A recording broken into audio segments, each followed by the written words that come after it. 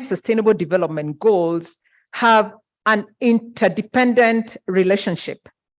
And this is because Sustainable Development Goals are the blueprint that enable the Sustainable Development Pillars to be achieved.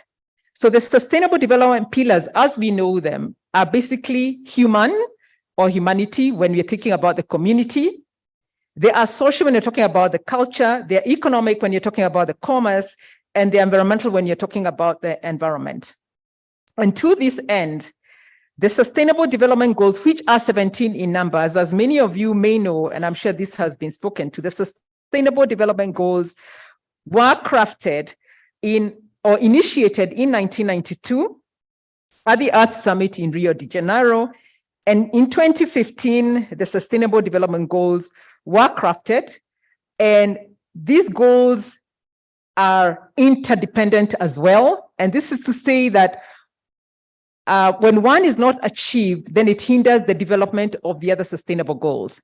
When one is achieved, then you actually achieve the enablement of the other sustainable development goals. And I'll give you an example.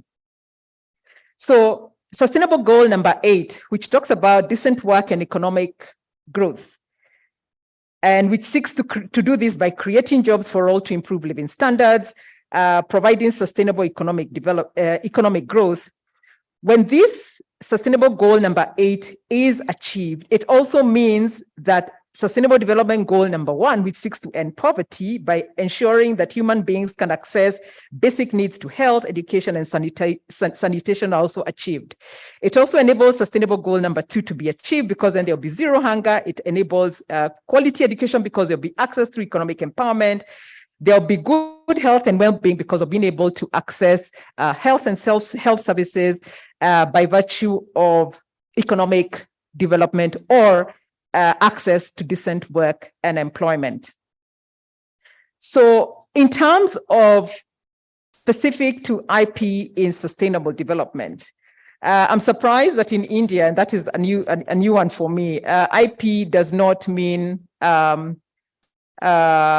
illicit trade, which is an interesting one, because IP infringement, as far as the definition is concerned, is about fraudulent imitation of genuine goods, where goods are sold up deceptively as that which is genuine. And what this does, it definitely hinders sustainable development. Why?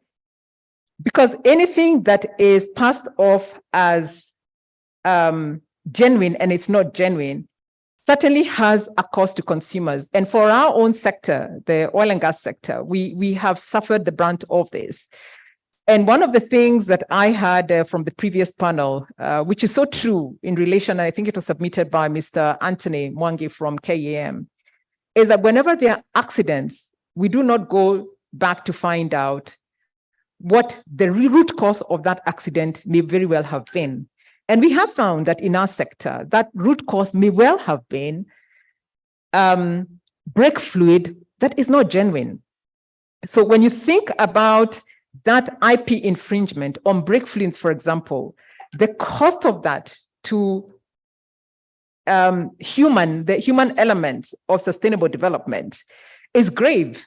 If you think about LPG, which is a cooking gas, that is passed off as genuinely filled by a person who's not a brand owner, what that does in terms of safety, because that LPG cylinder could very well enhance cost, leakages and attendant and fires that accrue from it. What that means in terms of safety, your guess is as good as mine. And we have had deaths, we have had we have had destruction to property on account of IP infringement. So that just speaks to the cost of infringement on sustainable development pillars, one of them being human. When you think about the environment, and this is generally so, when you think about counterfeit or IP infringement on agricultural input, what that does to the environment is, in terms of productivity and quality nutritious foods, is almost irreversible. What that does, in fact, to also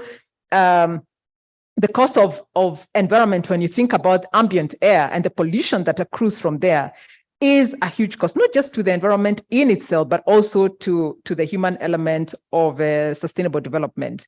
When you think about the cost that comes with that to the economy, and I'll speak back again